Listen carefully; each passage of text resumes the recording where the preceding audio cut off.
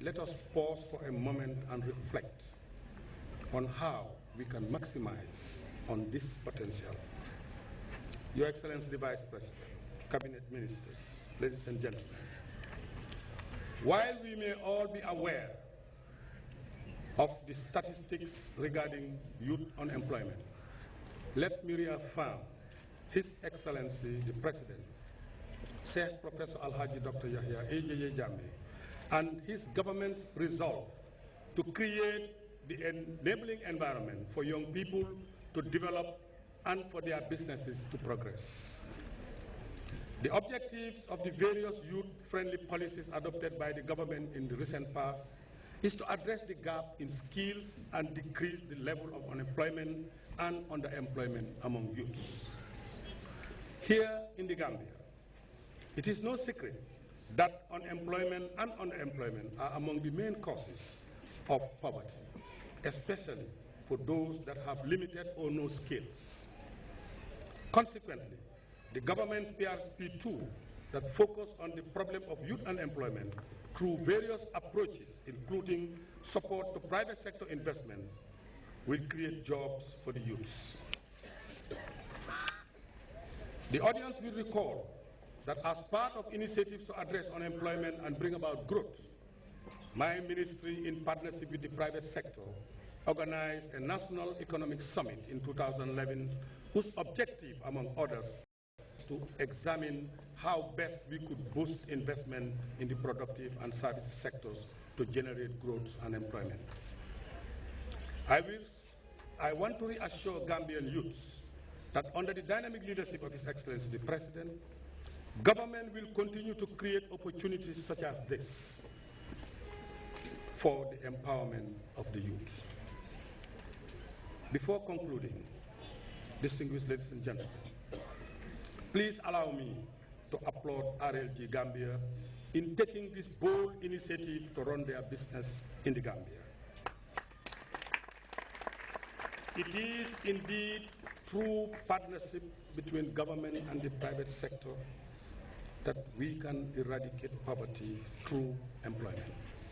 I want to assure you that on its part, the government will do everything within its power to complement private sector development. Once again, congratulations to RLG Gambia for making our dreams come true. I thank you all for your attention.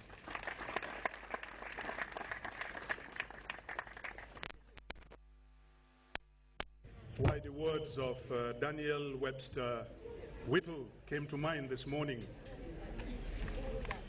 when I saw the weather and knowing what important occasion was going to be here today.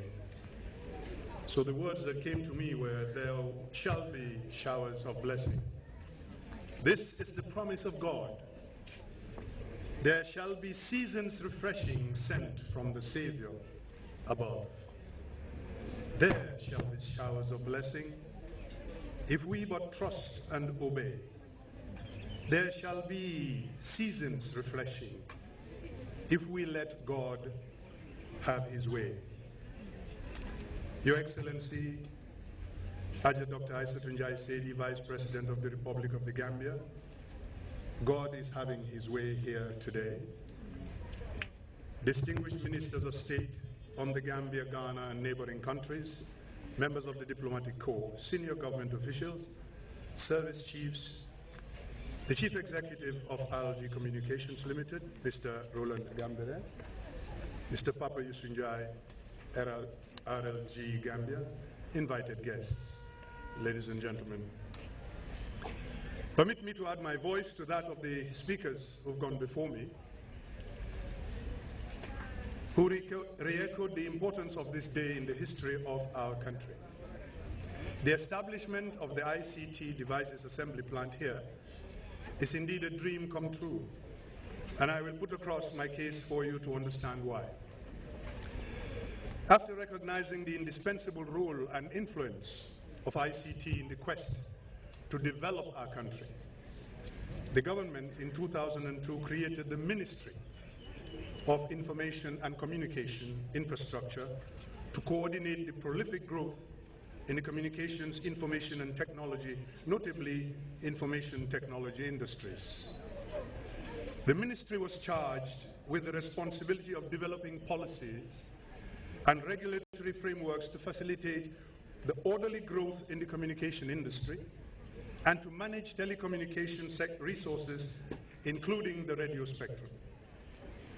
At the level of the public sector intersectoral collaboration, my ministry is to coordinate and support the numerous sectoral information and communication technology initiatives. And this is where the RLG intervention becomes crucial.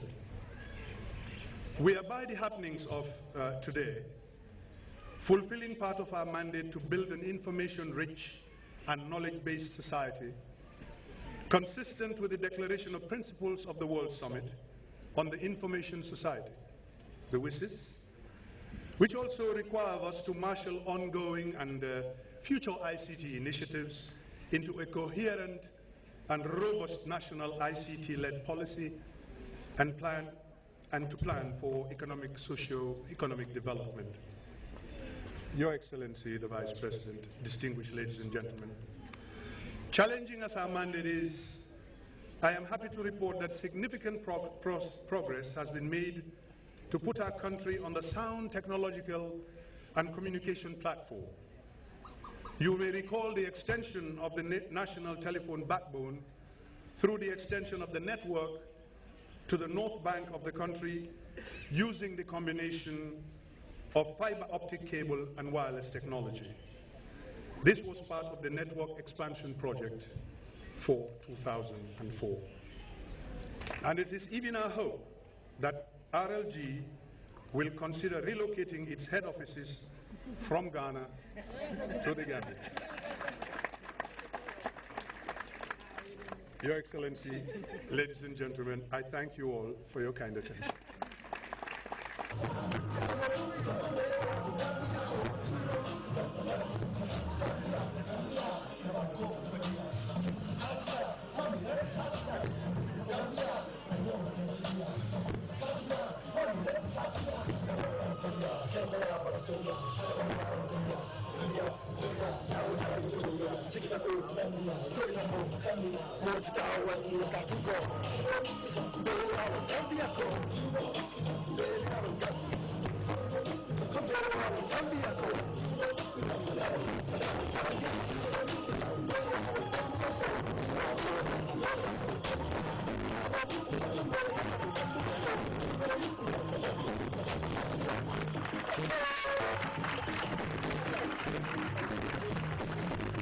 Now I have the honor to invite another very important stakeholder in this business, and she is none other than Honorable Fatou Lamin Faye, Minister for Basic and Secondary Education.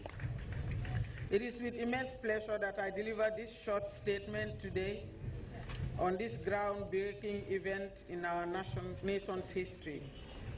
A few years ago, having a Gambian-owned assembly plant of this nature, where quality products will be produced by Gambians for the benefit of Gambians, would have been merely a dream. Today, that dream has become a reality, as we are about to witness. The previous speakers have alluded in one way or the other to the history of RLG and how it moved from the humble beginning to what it is today.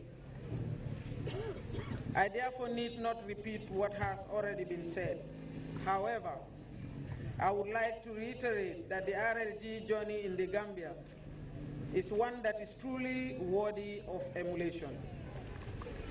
This journey started as a small ICT training program that grew into the multifaceted potentials for employment generation that we are witnessing here today.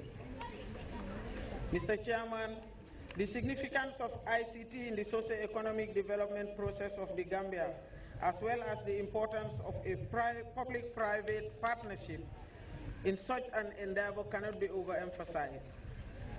This ICT project that has brought us here today is a shining example of this significance and the great benefits that a public-private partnership can be brought to bear on our socio-economic development, particularly in the areas of training and reduction of our unemployment statistics.